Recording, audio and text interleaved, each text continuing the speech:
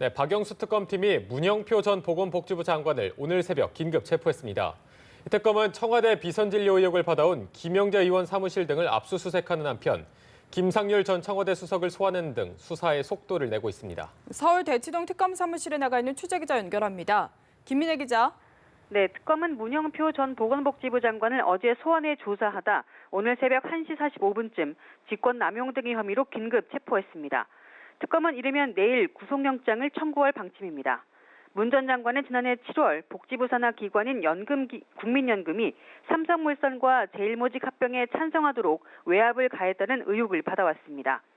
문 전 장관은 의혹을 전면 부인했지만 홍완선 전 국민연금 기금운용본부장 등의 진술과 배치되는 등 증거인멸 우려가 높다고 판단한 것으로 보입니다. 특검팀이 지난 21일 공식 수사에 착수한 뒤 핵심 피의자의 신병을 확보한 것은 이번이 처음인데요. 이를 통해 외압 배경에 청와대 등의 지시가 있었는지를 비롯해 대통령의 제3자 뇌물죄 의혹을 겨냥한 특검 수사도 한층 탄력을 받을 것으로 보입니다. 네, 한편 청와대 비선진료 의혹을 받는 김영재 원장도 본격 수사 선상에 올랐다고요. 네, 특검은 오늘 오전부터 청와대 비선진료 의혹을 받고 있는 김영재 원장 사무실 등을 압수수색하고 있습니다.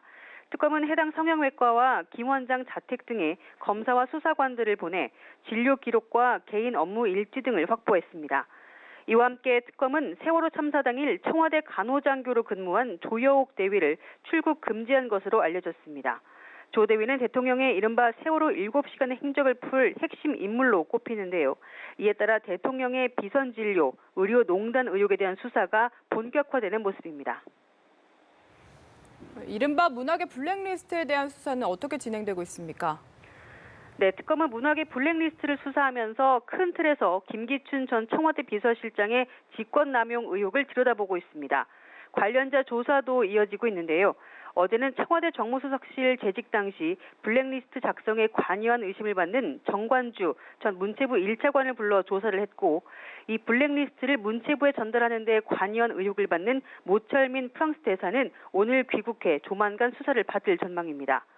특검은 또 이틀 전 김상률 전 청와대 교육문화수석의 집을 압수수색한 데 이어서 잠시 뒤에는 특검에 직접 불러 조사할 계획입니다.